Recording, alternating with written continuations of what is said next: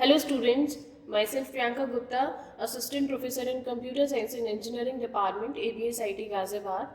आज हम लोग डिस्कस करने वाले हैं क्लाउड कंप्यूटिंग। इससे प्रीवियस लेक्चर में मैंने आप लोगों के साथ डिस्कस किया था IIoT, इंडस्ट्रियल IoT, जो कि हमारा फर्स्ट यूनिट का लास्ट टॉपिक था, और आज मैं आप लोगों के साथ सेकेंड यूनिट का फर्स्ट टॉपिक डिस्कस करने वाली हूँ and the topic is cloud computing.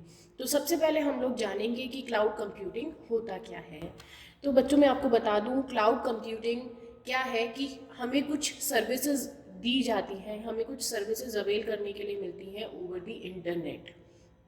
ये सर्विसेज हमारी डिफरेंट डिफरेंट टाइप की हो सकती हैं। नेटवर्क से रिलेटेड हो सकती हैं, डेटाबेस से रिलेटेड हो सकती हैं, स्टोरेज से रिलेटेड हो सकती हैं, कंप्यूटर सर्विसेज हो सकती हैं। तो अलग अलग तरीके की सर्विसेज जो हैं वो हमें अवेल करने के लिए मिलती हैं ओवर द इंटरनेट। तो इस सारे प्रोसेस को, इन सारी चीज़ों को हम क्या बोलते हैं, क्लाउड कंप्यूटिंग। तो एक कॉन्सेप्ट मार्केट में आया। पहले क्या था, कंपनीज़ को, जो भी कंपनीज़ हैं जो कि प्रोडक्ट को बना रही हैं, तो उनको क्या होता था कि प्रोडक्ट को डेवलप करने के लिए जो भी रिक्वायरमेंट्स होती थी, जो भी नीड होती थी, अपने काम को पूरा करने के लिए जो भी नीड होती थी, वो सारी चीज़ें उनको खुद से मैनेज करनी होती थी, जो कि अपने आप में एक बहुत बड़ा हेडेक था, या हम बोलें कि एक बहुत ही एक्सपेंसिव मेथड था। बट क्लाउड जब से मार्केट में आया तो क्लाउड सर्विस कंपनीज ने बोला कि ये सारी हेडेक आप हमें दे दो, ये सब काम हम करेंगे, बस आप अपने काम पे फोकस करो, और बाकी की जो भी रिक्वायरमेंट है आपकी अपने प्रोडक्ट को डेवलप करने के लिए, मेंटेन करने के लिए, जो भी आपके रिक्वायरमेंट्स हैं वो सारी सर्विसेज हम आपको डिलीवर करेंगे, हम आपको प्रोवाइड करेंगे। तो बस होगा क्या कि जितनी सर्विसेज कस्टमर अवेल कर रहा है उसके अकॉर्डिंग वो पेमेंट करेगा। तो ये सारी सर्विसेज जो है, जो क्लाउड सर्विस कंपनीज हैं, जब वो मार्केट में आई तो उन्होंने प्रोवाइड करनी स्टार्ट कर दी, जिससे कंपनीज का क्या हुआ, एक बहुत बड़ा हेडेक जो है वो कम हो गया। तो यही यहाँ पर यही मैंने लिखा है कि generally speaking cloud computing can be thought of as anything that involves delivering hosted services over the internet, जो कि क्या डिलीवर करते हैं, होस्टेड सर्विसेज को, किसके थ्रू, इंटरनेट के through. And cloud computing is a model for enabling ubiquitous, convenient, on-demand network access to a shared pool of configurable computing resources, that is network, servers, storage applications and services. तो ये different different type की services हैं जो कि avail हो सकती हैं, और ये जितना भी प्रोसेस है ये बहुत ही ज़्यादा कन्वीनियंट है, बहुत ही ईजी टू यूज़ है, और हमें अपने डिमांड के अकॉर्डिंग सर्विसेज जो हैं हम अवेल कर सकते हैं। ठीक है। तो क्लाउड कंप्यूटिंग जो है वो क्या है कि जो हमें इंटरनेट के थ्रू अलग अलग तरीके की जो सर्विसेज हमें मिल रही हैं, है ना, वो चीज़ें, वो सारी चीज़ें क्या हैं, क्लाउड कंप्यूटिंग के अंदर आती हैं। Next we have what it provides. तो cloud computing provides shared services as opposed to local services और स्टोरेज सर्विसेज। तो क्लाउड कंप्यूटिंग हमें क्या देता है, क्या प्रोवाइड करता है, शेयर्ड सर्विसेज हमें प्रोवाइड करता है। तो शेयर्ड सर्विसेज क्या होती हैं, लाइक जैसे कुछ सर्विसेज हम, अब सपोज अगर मेरे पास, मैंने अपने लिए पर्सनली, अपने लिए अगर कोई चीज़ को खरीदा है तो उसको मैं ही यूज़ कर रही हूँ, वो मेरी पर्सनल चीज़ हो गई। बट अगर हम 6 लोगों ने कोई एक चीज़ मिलकर खरीदी है तो हम उसको कैसे यूज़ कर रहे हैं, शेयरिंग बेसिस पे यूज़ कर रहे हैं। तो वही कॉन्सेप्ट सेम क्लाउड का होता है कि वहाँ पर कोई भी सर्विस जो अवेलेबल है वो ऐसा नहीं है कि किसी पर्टिकुलर केवल एक ही ऑर्गेनाइजेशन उसको यूज़ कर रहा है, उसको नंबर ऑफ यूज़र्स जो है, नंबर ऑफ कंज्यूमर्स जो है उसको यूज़ कर रहे होते हैं। तो रिसोर्सेज जो है या सर्विसेज की अगर हम बात करें तो वो कैसे हैं, शेयर्ड मैनर में वहाँ पर जो है प्रोवाइड की जाती हैं। Enables access to information from most web enabled hardware. और हमको क्या है कि जो भी सर्विसेज हमको मिल रही हैं वो ओवर द इंटरनेट मिल रही है, नेटवर्क के थ्रू हमको सब कुछ मिल रहा है ना। तो जो भी वेब अनेबल्ड हार्डवेयर है उसके थ्रू हम जो है चीज़ों को या इंफॉर्मेशन को एक्सेस कर पा रहे हैं। और सबसे लास्ट चीज़ आती है कॉस्ट सेविंग की। ये बट ऑब्वियस है कि जब कोई चीज़ हम शेयरिंग मोड में लेते हैं तो वहाँ पर हमें कॉस्ट बेनिफिट्स मिलते हैं। जैसे मैं एक एग्जांपल देती हूँ, सपोज एक पर्सन है, वो कहीं पीजी में किसी फ्लैट में रहता है, 10,000 रुपीज़ पे करता है पर मंथ का।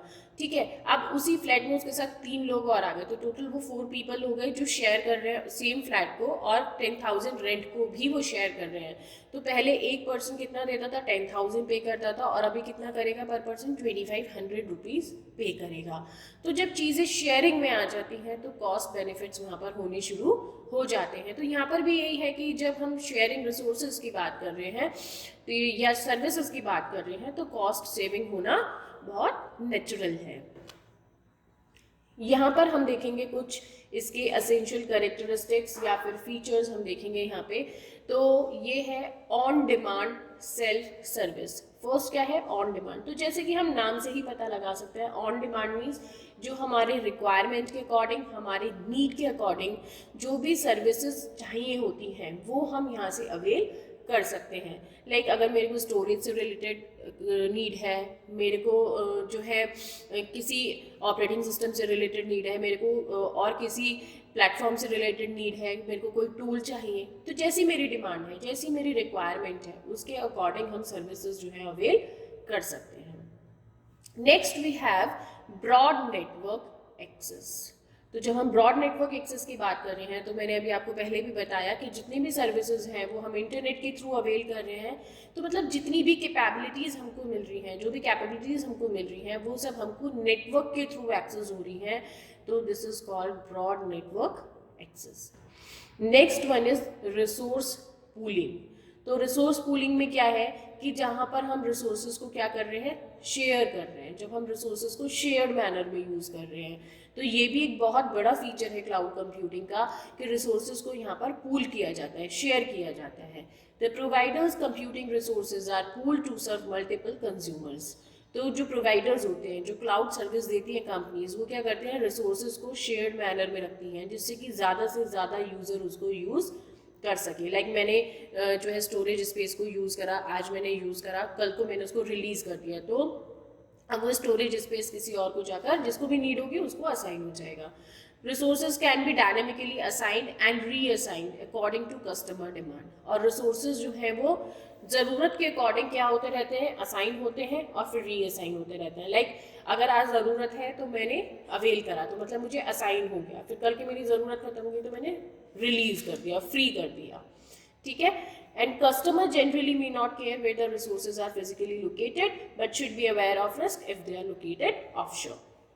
तो कस्टमर्स को जनरली परवाह करने की इस चीज़ की ज़रूरत नहीं है, कोई वरी करने की नीड नहीं है कि जो भी डेटा वो सेव कर रहे हैं वो कहाँ पर जाकर एट लास्ट स्टोर हो रहा है ना, कहाँ पर जो है फिजिकली लोकेटेड है रिसोर्सेज, बस वो सर्विसेज अवेल करते हैं, दैट्स इट।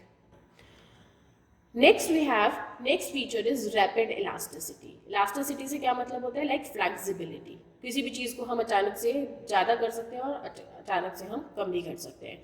तो वही चीज़ है कि अगर मेरे को किसी चीज़ की रिक्वायरमेंट है, मैंने वो सर्विस अवेल करी, फिर मुझे लगता है कि मुझे अभी और रिक्वायरमेंट है ना, लाइक मुझे स्टोरेज स्पेस की अगर मैं बात करती हूँ या फिर मैं टूल की मैं बात करती हूँ, तो मैंने अभी एक टूल में जो है लिया, उसको मैंने यूज़ किया, फिर मुझे लगता है कि मुझे दूसरे टूल की ज़रूरत है तो मैं दूसरा टूल भी ले सकती हूँ, मुझे एक और टूल की ज़रूरत है, एक और टूल ले सकती हूँ। तो रैपिड इलास्टिसिटी, मुझे लगता है मेरी ज़रूरत खत्म हो गई, मेरा काम पूरा हो गया, तो मैं रिलीज़ कर दूँगी टूल्स को।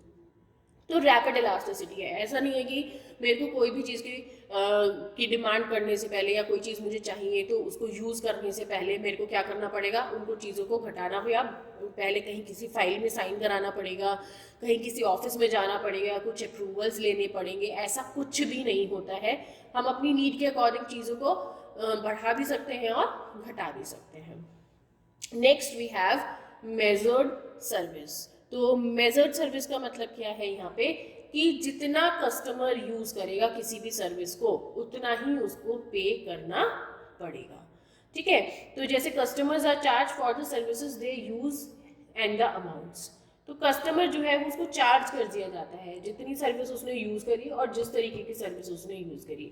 तो यहाँ पर क्या होता है, मीटरिंग कॉन्सेप्ट काम करता है। लाइक जैसे हमारे घरों में लगा होता है ना, इलेक्ट्रिसिटी मीटर लगा होता है, तो जितना हम इलेक्ट्रिसिटी कंज्यूम करते हैं उसके अकॉर्डिंग ही वहाँ पर क्या होता रहता है, रीडिंग आती रहती है, बिल जनरेट होता रहता है ना, और उसी के अकॉर्डिंग हमको पे करना पड़ता है।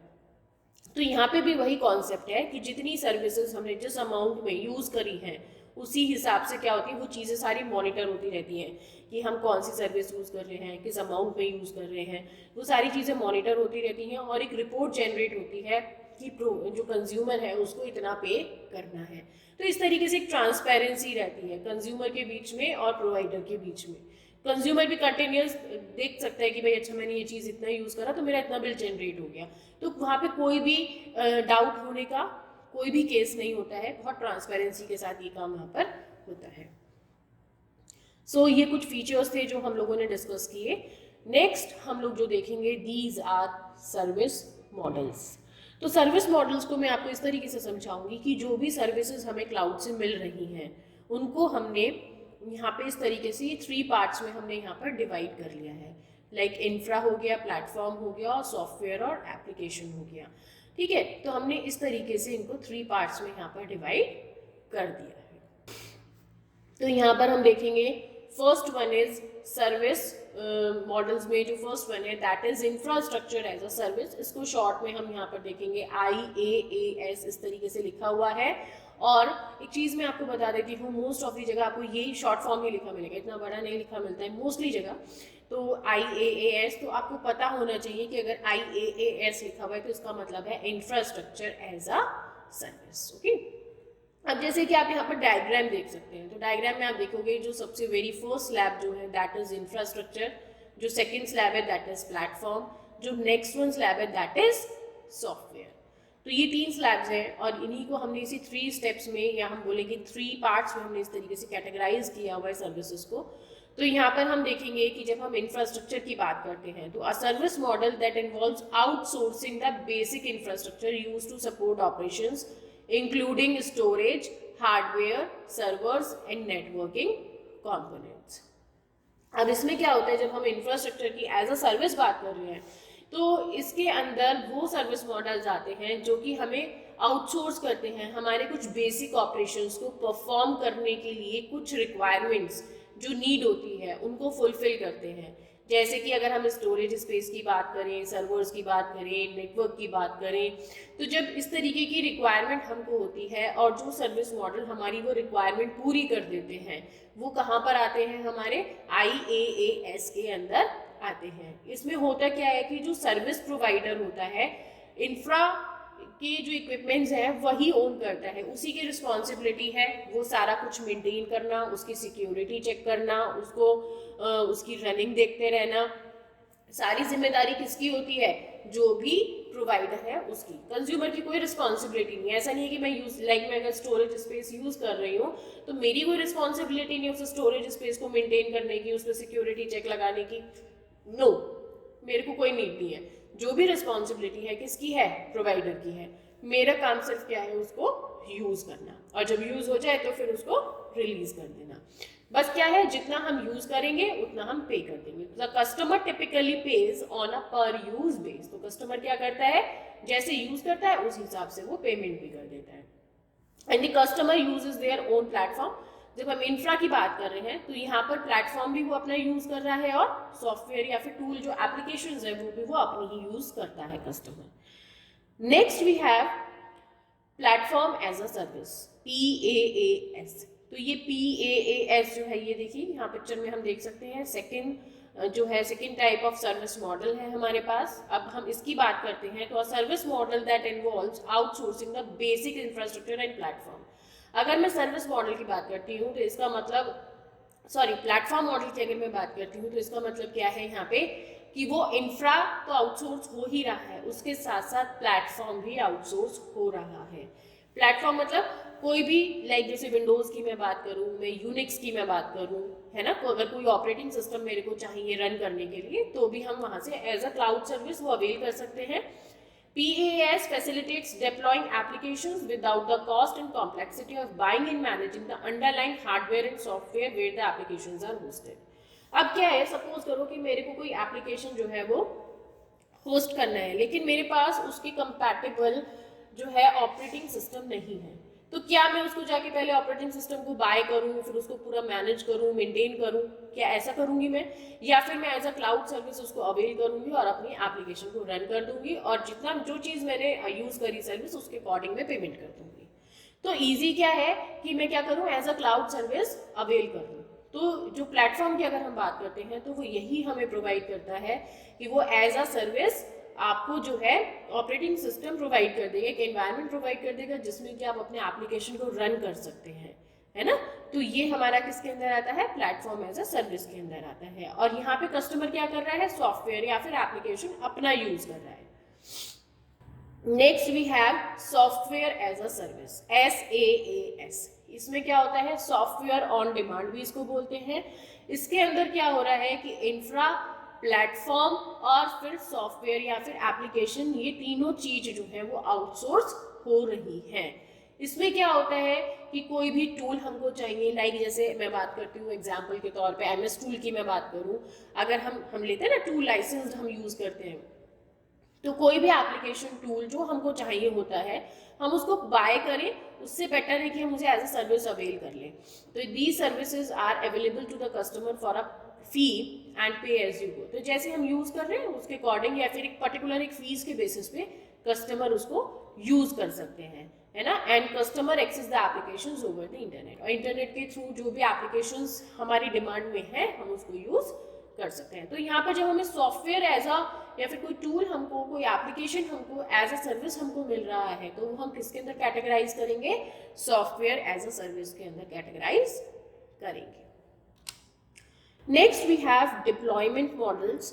तो डिप्लॉयमेंट मॉडल्स की अगर मैं बात करती हूँ तो इसका मतलब क्या है कि जब हम क्लाउड क्रिएट कर रहे हैं ना, क्लाउड हमारा बन रहा है, तो हम उसको किस तरीके से डिप्लॉय कर रहे हैं, तो वो जो हमने कैटेगराइजेशन किया है उनको हम यहाँ पे क्या बोलते हैं, डिप्लॉयमेंट मॉडल्स बोलते हैं। तो first one is private cloud, and the cloud is operated solely for an organization and it may be managed by the organization or a third party।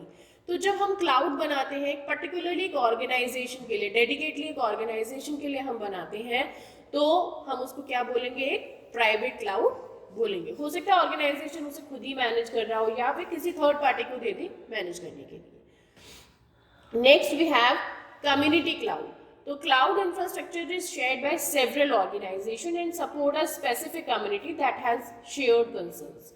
तो जब कोई भी क्लाउड इंफ्रास्ट्रक्चर जो है बहुत सारे ऑर्गेनाइजेशंस उसको यूज कर रहे हो और एक पर्टिकुलर कम्युनिटी के लिए वो काम कर रहा हो, तो वो क्या कहलाएगा, कम्युनिटी क्लाउड कहलाएगा। हो सकता है कि इसको ऑर्गेनाइजेशन खुद ही मैनेज कर रहे हो या फिर थर्ड पार्टी कर रही हो। Next we have public cloud. The cloud infrastructure is made available to the general public or a large industry group and it is owned by an organization selling cloud services. तो cloud infrastructure जो है वो एक general public के लिए, जब एक general public उसको यूज करे, जैसे हम लोग हैं, हम लोग जो यूज कर रहे हैं, तो वो जो सर्विसेज हम ले रहे हैं वो कहाँ से ले रहे हैं, पब्लिक क्लाउड से ले रहे हैं, है ना। अब ये क्या होता है, it is owned by an organization selling cloud services. जो खुद क्लाउड सर्विसेज की जो कंपनीज हैं वो खुद पब्लिक क्लाउड को क्या करती है, मैनेज करती है। Next we have hybrid cloud. तो ये जो मैंने अभी अबव आपको ये जो 3 क्लाउड्स बताए, private, community and public cloud, जब इनमें से हम 2 या 2 से ज़्यादा क्लाउड को मिला के कुछ फॉर्म करते हैं, कोई एक तरीके का क्लाउड बनता है, तो वो क्या कहलाता है, हाइब्रिड क्लाउड कहलाता है। जैसे कि हम यहाँ पर दे सकते हैं, लाइक ये प्राइवेट है, ये पब्लिक है, तो जब हम प्राइवेट और पब्लिक दोनों को मिला देते हैं तो क्या बन जाता है हमारे पास, हाइब्रिड बन जाता है। तो ये वाला जो क्लाउड है इसको हम क्या बोलेंगे, हाइब्रिड क्लाउड बोलेंगे। यहाँ पर हम एट लास्ट कुछ एक समराइज्ड वे में एडवांटेजेस देख लेते हैं। वैसे जब मैंने आपको इसके फीचर्स, एसेंशियल कैरेक्टरिस्टिक्स बताए थे तो हमें इसके एडवांटेजेस बहुत सारे वहाँ भी समझ आ गए। स्टिल हम एक समराइज्ड वे में देखते हैं। Cloud computing do not need high quality equipment for use and it is very easy to use. बहुत ईजी है इसको यूज़ करना। हमें वहाँ पर कोई बहुत ज़्यादा मैनुअल इंट्रैक्शन की, कहीं पे हमें फाइल के कुछ अप्रूवल्स की, इस तरीके की बहुत ज़्यादा हमें कुछ रिक्वायरमेंट नहीं होती, तो इसको यूज़ करना थोड़ा ईजी है। Provides dependable and secure data storage centre, बहुत ही सिक्योर डेटा स्टोरेज हमको मिलता है। Reduce run time and response time, but obvious है कि जब हमारा सब चीज़ें हमारी कंपैटिबल होंगी किसी भी एप्लीकेशन को रन करने के लिए, तो हमारा रन टाइम और रिस्पॉन्स टाइम अपने आप ही क्या होगा, कम हो जाएगा। Cloud is a large resource pool that you can buy on demand service. Cloud क्या है, एक बहुत बड़ा रिसोर्स पूल है जिसमें कि हम क्या कर सकते हैं, अपनी डिमांड के अकॉर्डिंग चीज़ों को यूज़ कर सकते हैं। A scale of cloud can extend dynamically, providing nearly infinite possibility for users to use internet. जो हमारी क्लाउड सर्विसेज हैं हम उनको अपनी नीड के अकॉर्डिंग स्केल अप और स्केल डाउन कर सकते हैं, उसके लिए कोई लिमिट हमें डिफाइन नहीं की गई है। ठीक है, तो ये कुछ एडवांटेजेस मैंने आपको यहाँ पर बताए हैं। Thank you. मैंने आपको यहाँ पे क्लाउड कंप्यूटिंग से रिलेटेड एक समराइज्ड कॉन्सेप्ट आपको देने की यहाँ पर कोशिश की है। आज के लेक्चर में इतना ही। Thank you so much.